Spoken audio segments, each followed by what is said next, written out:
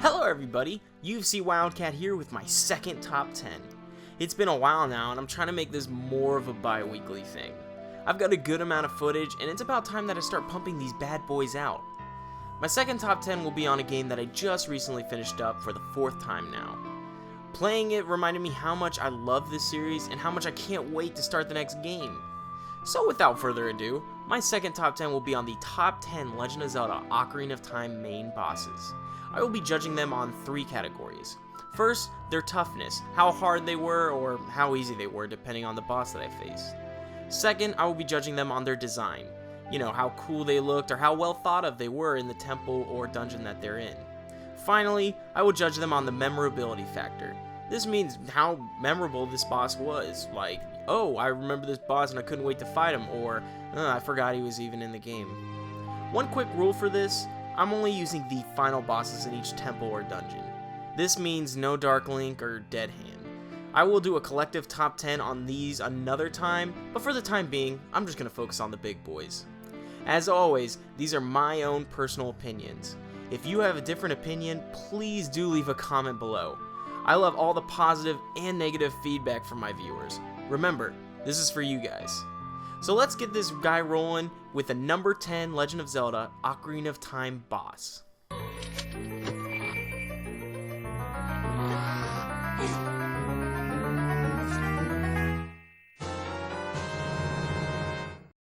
At the number 10 spot, I have the first dungeon's boss, Queen Goma, the parasitic armored arachnid. The battle starts as you walk in, and then you have to locate Goma as she walks along the ceiling of the boss room. Once you see her though, she'll hop on down and then the battle will begin. She has 2 offensive moves, but I never saw either of them through my Let's Play because I pretty much ran through her. The first move she has, she'll lunge at you and try and slice at you with her claws. The second, she'll climb back on the ceiling and then lay eggs, which will produce little baby Gomas. To be able to slash at her and cause damage, her eye will turn red and that's when she becomes vulnerable. Either shoot her with your slingshot or use a Deku Nut to stun her. Once stunned, just slash at her until the battle ends. Pretty simple and pretty straightforward. Lather, rinse, repeat. All that cool stuff. My grades for her are pretty low as I destroyed her and beat her in almost under a minute. So she wasn't even memorable even. For her toughness, I'm going to give her a 1. Not a 0 because, she still kind of could deal damage, but it was really, really easy. Her design wasn't bad at all though, so I'll give her a 5 there. I thought she was pretty memorable in the fact that she was a first boss, but that was about it in the memorability factor, so she only gets a 4 there. Overall, that's a 3.33 grade for our first boss. While she was a good first boss, it's still way too easy to beat her, and that definitely hurt her in the long run. Let's move forward now though, and let's figure out our number 9 boss in the countdown.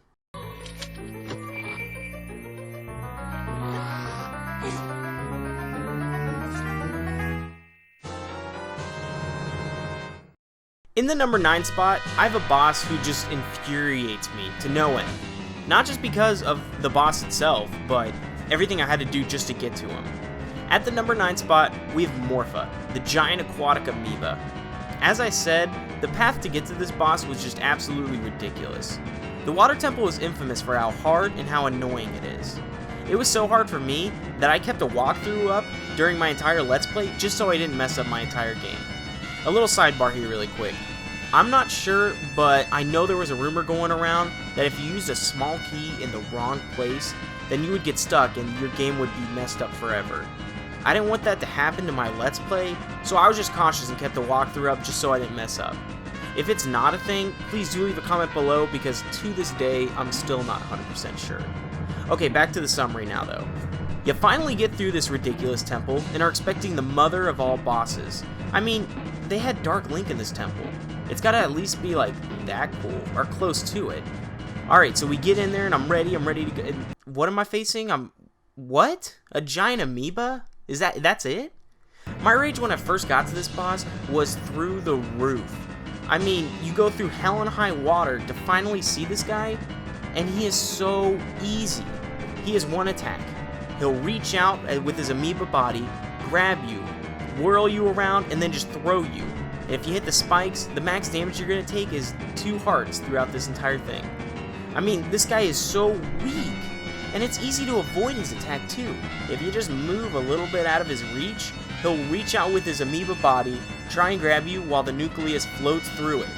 I mean, just take out your hook shot, shoot him, take the nucleus, and you just slice it to oblivion. And his grades are really lacking, especially in toughness.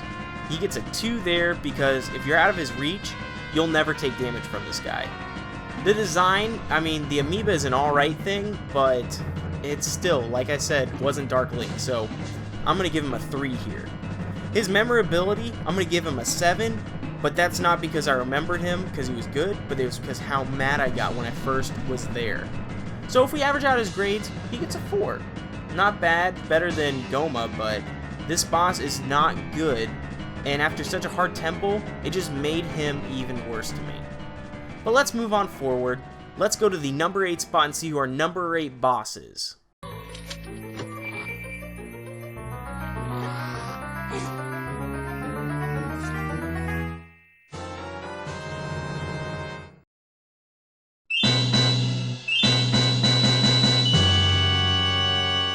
At number 8, we have the second boss in the game, King Dodongo, the Infernal Dinosaur.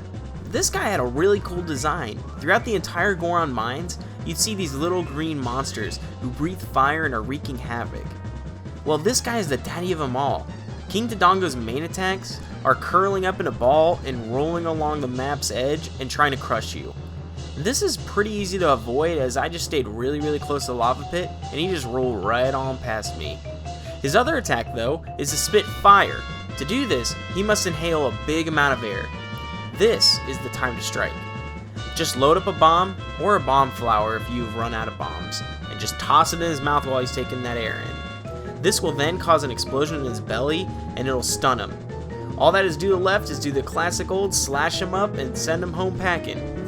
Do this a few times and King Dodongo will roll out of control into the lava pit, and he'll lay there and burn to death. Kinda gruesome. Ugh. For the grades, King Dodongo doesn't really flourish though. His toughness is only a 3 in my book, because as I said, just stay close to the edge and you won't get hurt too much. His design though was really cool, and he actually gets a 6 in my book. But unfortunately he wasn't too memorable, and that'll leave him with a 4. King Dodongo then gets himself a 4.33 overall. Pretty cool boss, but all too easy to defeat. Well, onwards to number 7.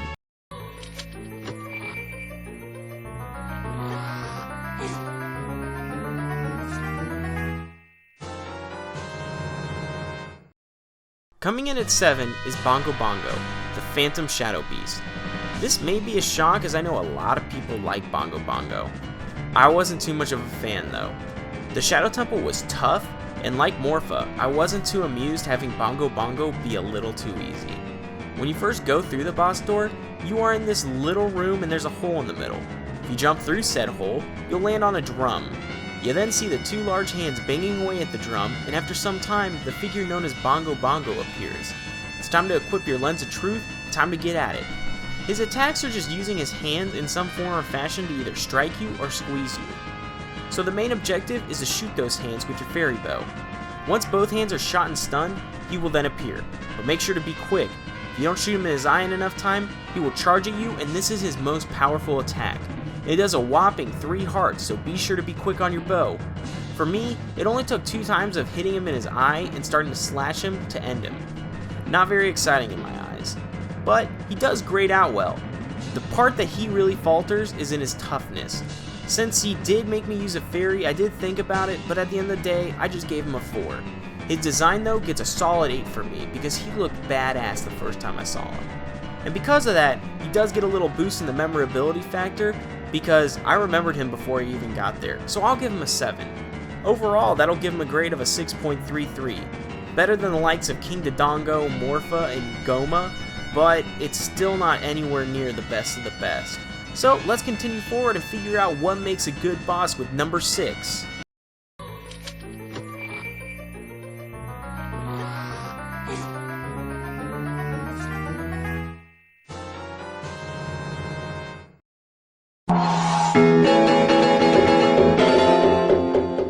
Kotaku and May, the Sorceress Sisters, are at the 6th spot.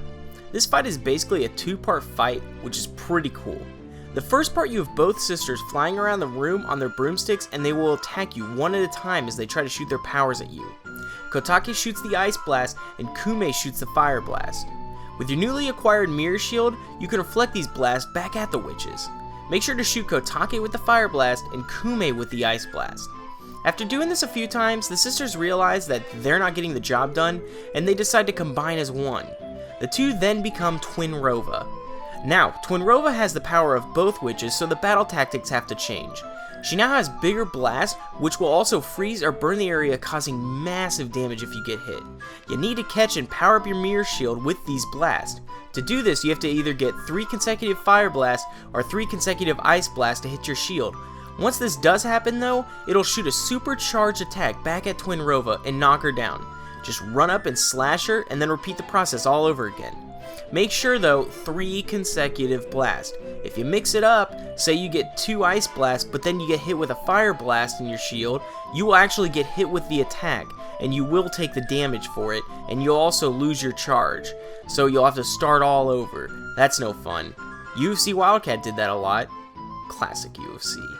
But let's go to the report card now. For toughness, I'm going to give her a 7 because it was pretty difficult to face her, and her attacks did super amounts of damage if you actually got hit.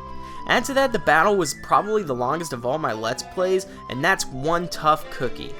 Her design was really cool, and I love the combination idea that they had, so I'll give her a 7 there too. Above average, but not something that was like, whoa, blow me away. For some reason though, when I actually was going up there, I forgot about them for the fight, so I'm not going to say it was too memorable, but after it I do really remember it, so I'm going to give her a 6, a little bit above average. So she has a total score of a 6.66.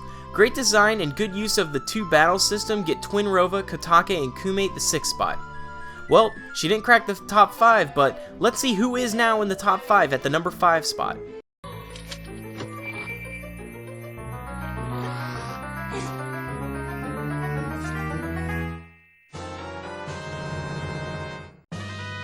First boss in our top 5 is Baronade, the bioelectric anemone. The final of the Young Link main bosses finds its way into the top 5, which is a pretty good feat. This boss is causing problems in Lord Jabu Jabu's belly and needs to be dealt with. Baronade has his jellyfish, which will deal some damage, but he also has Electrifying Ray. When you first enter and see Baronade, it is attached to the top of the ceiling. You first need to hit its 3 tentacles with your boomerang so that you can cut him free. Once that's done, Baronade will start spinning jellyfish around the room. If you can get close and hit him with your boomerang, this will then stun him and you can run up and slice and dice him. After that, he will come out of the ground a little bit and start spinning himself with some more jellyfish. This time it's actually harder to get your boomerang in there, as if you hit the jellyfish, your boomerang will bounce back. Make sure if you do hit Baronade to focus on the jellyfish, throw your boomerang at them and that will kill him. By doing this, you take away some of Baronade's protection so that later times, if you didn't slice him on the first time, you actually have openings so you can actually hit him with your boomerang a little bit easier. When looking at our 3 categories though, his toughness is above average, but nothing too damning because his attacks aren't that overpowering. A 6 here is a pretty reasonable score. For his design though, I thought it was pretty good, so I'm going to give him a 7 here. And finally, he was the most memorable of the first 3 bosses for Young Link, so I'm going to give him an 8. Overall, Baronade gets a 7. With the Young Link bosses done now, we are now completely in the future with the rest of our countdown. Where to next? Well, let's find out with number 4.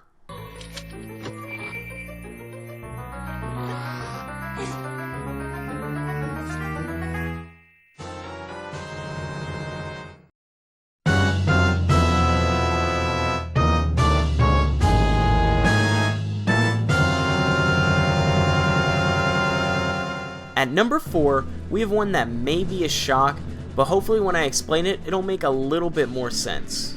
At 4, we have Ganon, aka the final part of the final boss battle. After seemingly defeating Ganondorf and his castle collapsing on top of him, Link and Zelda begin to walk off when they feel a quake and know that the battle is not over. Out pops Ganondorf and he transforms into Ganon, which is a giant pig-like creature with 2 huge swords. As you prepare for battle, Ganon swipes your Master Sword away and you must fight without it. Ganon's only attack is to swipe at you with his sword, similar to what the Iron Knuckles do in the Spirit Temple. It deals 4 hearts of damage though, so be very careful or have fairies at the ready. What you need to do is stun Ganon and get to his tail and hit it. For the first part, if you hit the tail with a long shot or the hammer, that'll do just fine. It's pretty easy though to stun him if you have ample magic and arrows. Just shoot him in the face with a light arrow and he'll be stunned for a good amount of time. You can also roll underneath his legs and try and strike his tail, but if you miss roll, you may leave yourself wide open for an attack and take some huge damage. After a few of those hits, the barrier preventing you from getting to your Master Sword dissipates. You can run up, grab it, and return to the battlefield. Continue to do the same process of stunning him and hitting him, but this time with your Master Sword. Once he's to the brink of death, Zelda will hold him still with her magic. You can extract justice with one final blow and end him. Once that happens, the 6 sages seal Ganondorf away and you've beaten the game! As for Ganon's report card though, it does take a hit in the toughness as his one attack is pretty avoidable. But it's different than Morpha, who if you do get hit by Morpha's attack you don't take too much damage. When you do get hit by Ganon, you take a huge amount of damage. So I'm going to give Ganon a 6 in the toughness. But Ganon does thrive in his design and memorability. His design, it was really dark, and you had to look up the concept art to see it, but he still looks like a total badass. I'm giving him 8 for the design factor because I loved it. His memorability though, top notch. He gets a 10 in my eyes because I have never forgotten how epic Ganon was the first time I saw him. That gives Ganon an overall score of an 8. That's not bad, but there are still 3 more bosses to discuss. So let's continue on to number 3.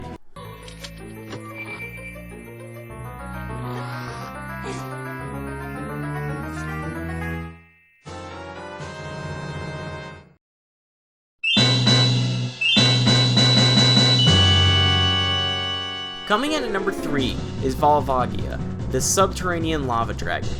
This dragon is a real fun boss to battle against. When you first enter his chamber, you see this octagon platform with a bunch of holes filled with lava. Once you jump down to that platform, everything begins to shake. A few seconds later, this serpent-like dragon flies out of the hole and begins to fly through the air. The fight is very similar to a game of whack-a-mole. Volvagia pops his head out of a hole and you must hit him with your newly acquired Megaton hammer. This will then stun him and you can slice away at him with your Master Sword. After you do this, Volvagia pops out of the hole and starts to attack you. This consists of him breathing fire at you or causing rocks to fall from the ceiling. These don't do too much damage, but the damage will add up over time. When grading Volvagia though, his toughness is really low. He doesn't deal much damage per attack, and while I did enjoy the whack-a-mole type of fight, it did seem really repetitive and really easy. For that, he gets a 5 on the toughness scale. His design though is top notch. The dragon aspect is hitting the nail on the head for a fire temple. I'll give him a 9 though, as there is one who I think is better in my eyes. And his memorability is a solid 10 because I never forgot about him as long as I can remember. One of the most memorable bosses in the Legend of Zelda series. But there are 2 more left and it's time to go to the runner-up.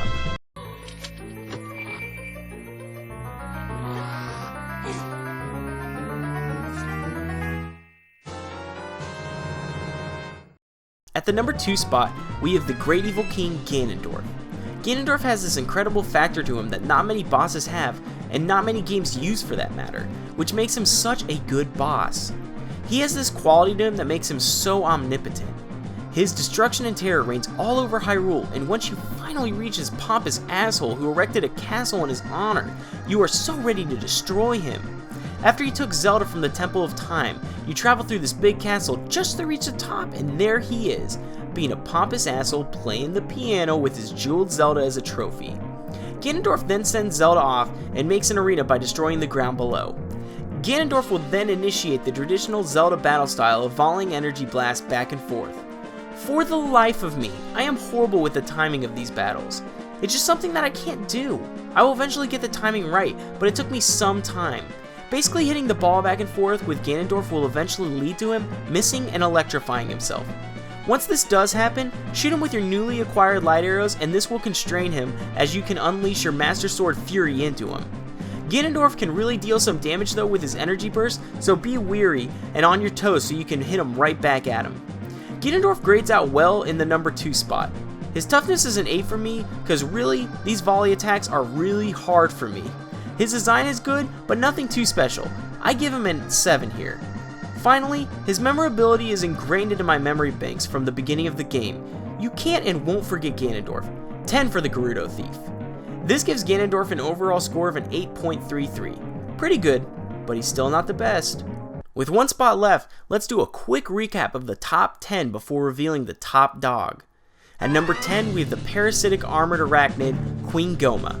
Number 9, the giant aquatic amoeba, Morpha. At number 8, the infernal dinosaur, King Dodongo. Number 7, the phantom shadow beast, Bongo Bongo. At number 6, the sorceress sisters, Kotaku May. Number 5, the bioelectric anemone, Baronade. At number 4, Ganon. Number 3, the subterranean lava dragon, Volvagia. And at number 2, the great evil king, Ganondorf. And now for number 1...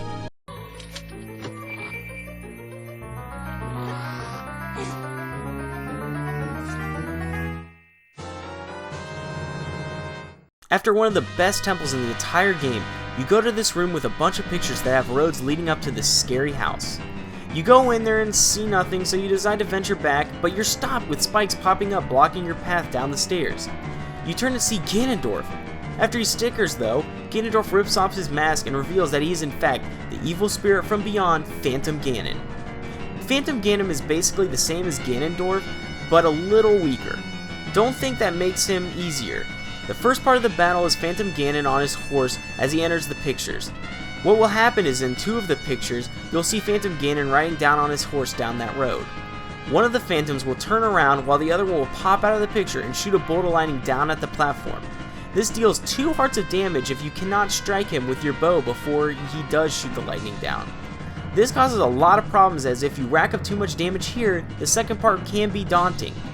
After 3 hits to him and his horse, the horse will abandon him and Phantom Ganon and the volley game begin, like the Ganondorf battle. Like I said before, I can't do this, and when the episode released, you will see how hard it is for me to actually do this. It actually took me 2 full episodes to beat this guy. It was just so hard, but I enjoyed it so much. With the grades though, Phantom Ganon gets an 8 on my difficulty scale. He really took me a long time to beat, so that's pretty difficult, but he is a little bit weaker than the actual Ganondorf, so he's not too tough. His design though gets a 10 because the idea of Phantom Ganon was a great idea. Having the test of what Ganon would be like is a great way to enforce how powerful Ganondorf really is. And on the memorability scale, I give Phantom Ganon a 9 because he was one of my favorites back when I was young, and still now. That gives Phantom Ganon an overall score of a 9. Well, there's my top 10 Legend of Zelda Ocarina of Time main bosses. As I said before, please do leave a comment below with your thoughts on your favorite bosses. I do hope to see and discuss with all my viewers on this one. Also leave a comment on what other top 10s you would like me to see do in the future. I'm very open to ideas right now. Make sure you do check my Let's Plays out as well, because I do enjoy doing them and I hope you enjoy watching them. Also subscribe to keep up with my future videos. Thanks so much for tuning in. This is UFC Wildcat, signing out.